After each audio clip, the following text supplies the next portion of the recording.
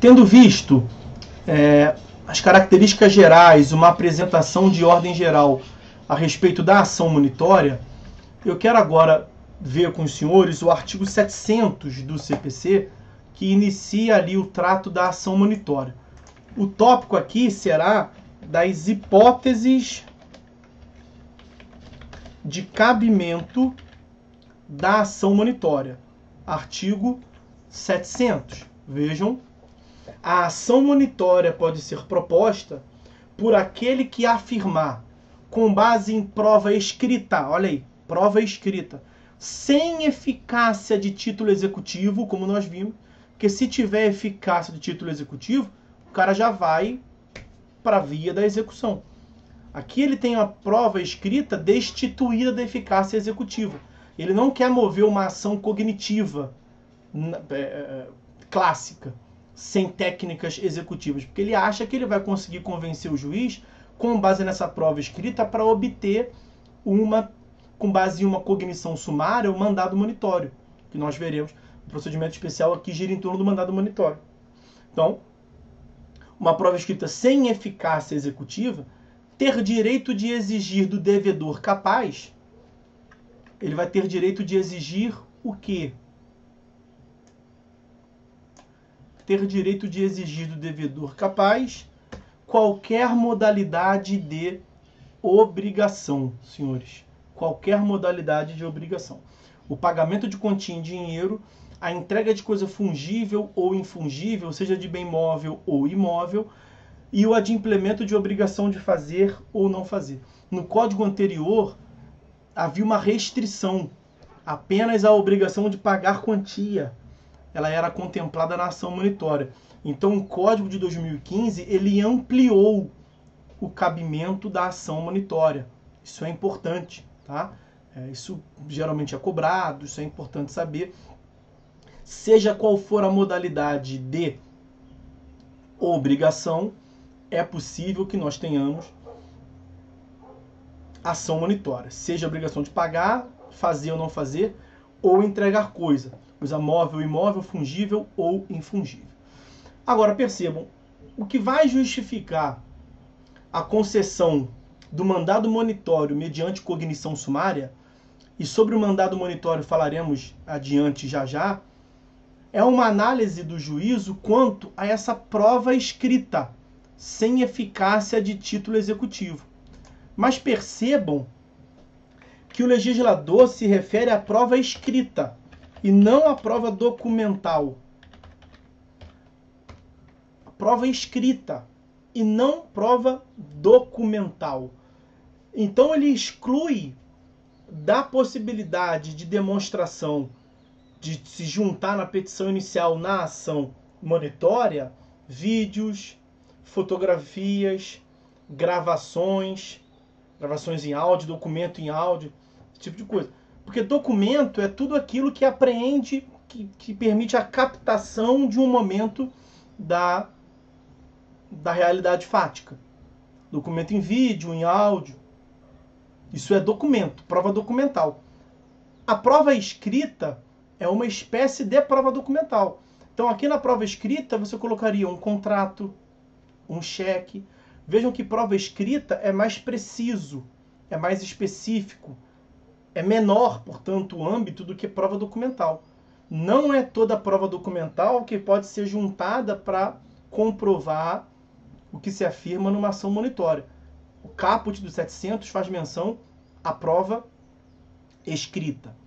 Além da prova escrita tradicional, o parágrafo 1º faz menção. A prova escrita pode consistir em prova oral documentada produzida antecipadamente. Nós estudamos no período passado o artigo 381 do CPC, artigo 381, a produção antecipada de prova, direito probatório, as ações probatórias autônomas. A parte pode ir a juízo só para produzir uma prova. E ela pode receber uma prova oral documentada. O que é uma prova oral documentada? A prova testemunhal é um tipo de prova oral. O depoimento pessoal da parte é um tipo de prova oral. Mas a prova oral que é produzida em audiência, ela é reduzida a termo, né? Você sai ali com uma ata de audiência, você vê o testemunho. E o testemunho e a ata é uma prova escrita. Então, a prova oral, ela acaba resultando, se materializando em uma prova escrita. A prova escrita pode resultar, portanto, em uma prova oral documentada. Uma prova oral que é posteriormente documentada. O depoimento de uma testemunha, quando está escrito, reduzido a termo, ela é uma prova oral documentada. E aquilo pode ser visto. Imagine que ele tem uma confissão. Imagine que ele tem uma demonstração cabal de uma obrigação. Aquilo pode ser juntado à petição inicial da ação monitória. Além dessa possibilidade do parágrafo 1º, é possível se cogitar aqui do artigo 372, a prova emprestada, que é uma prova escrita qualquer que pode ser trazida de outro processo. Prova emprestada, artigo 372, que vimos também no período passado. Também do período passado, vejam que essa é uma incidência do artigo 320, tido como a exigência de juntada de documentos indispensáveis. Eu lhes disse que a exigência pela lei da juntada de documentos com a petição inicial não é uma regra, que em geral a parte pode juntar só uma petição inicial, falar, excelência, não tem documento nenhum, vou produzir só a prova oral, quero que se produza uma perícia, é o que eu tenho, não tenho documento nenhum para juntar, não tem problema nenhum. Agora, você não pode, sem ter prova escrita nenhuma, uma petição inicial simples, querer uma ação monitória. Então, na ação monitória, é necessário juntar documentos indispensáveis. A prova escrita é um documento indispensável na ação monitória. O 320 faz menção a isso, ok? O parágrafo 2º do 300, é mole? O parágrafo 2º do artigo 700,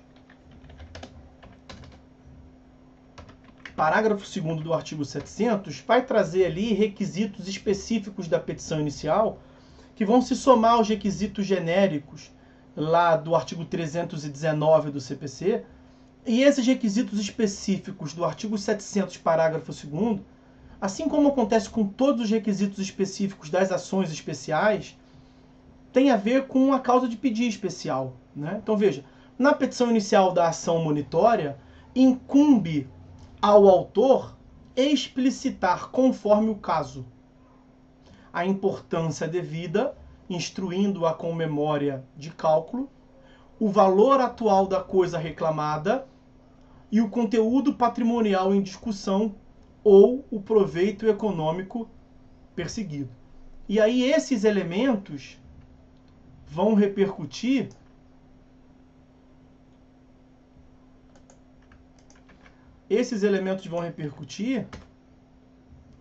no valor da causa.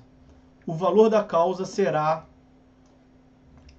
baseado no valor atual da coisa, se for obrigação de entrega de coisa, o valor da importância devida, ou o conteúdo patrimonial, se for uma obrigação de fazer ou não fazer. Cada um dos incisos ali se refere ao tipo de obrigação, né? Veja, importância devida, instruindo-se com memória de cálculo, obrigação de pagar. O valor atual da coisa, se for uma obrigação de entrega de coisa. O conteúdo patrimonial em discussão, proveito econômico, se for uma obrigação de fazer ou não fazer, que é o que sobra das hipóteses, ok? E aí, o juiz vai, com base nesses elementos, como eu lhes disse, realizar uma cognição sumária quanto ao mandado monitório, quanto ao preenchimento dos elementos para fins de concessão do mandado monitório. E o mandado monitório pode consistir, vou tratar separadamente do mandado monitório adiante. E o mandado monitório pode conceder na determinação do pagamento em dinheiro, entrega de coisa fungível, infungível, móvel ou imóvel, e o adimplemento da obrigação de fazer ou de não fazer. Por isso que é importante que a petição inicial trabalhe de modo específico esses elementos delimitados da causa de pedir quanto às obrigações. Se estiver ausente qualquer desses elementos,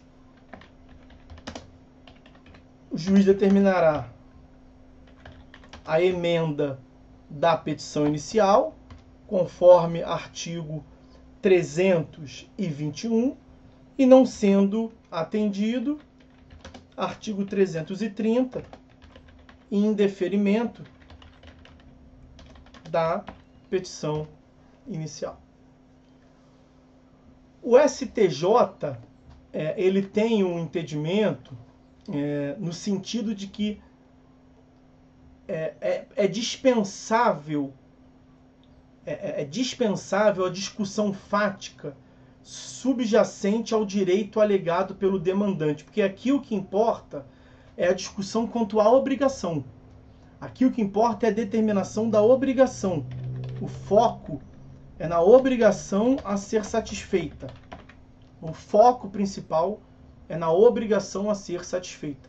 Para fins de análise da cognição sumária, o importante é a definição da obrigação a ser satisfeita.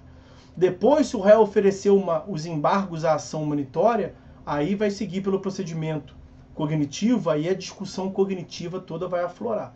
Mas aqui o importante mesmo, o foco nesse momento inicial, o procedimento especial da ação monitória, como eu lhes disse, gira em torno do mandado monitório. Aqui, o foco gira em torno da prova escrita e da obrigação.